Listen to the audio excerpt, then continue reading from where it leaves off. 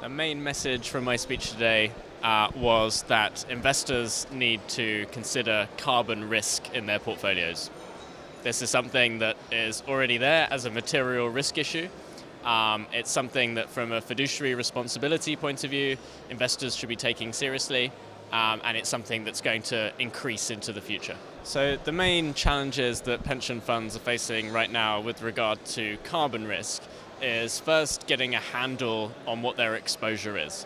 So I think for a lot of investors at this point in time, they don't know quite how exposed they are. So the first thing is really measuring that exposure. I think investors could get a better handle on the different types of policy, regulation, and various other factors that are going to put an increasing downward pressure on carbon. So again, getting a better understanding of that. And then I think the final thing is to actually really have a meaningful action that they can pursue to actually reduce their exposure to carbon risk.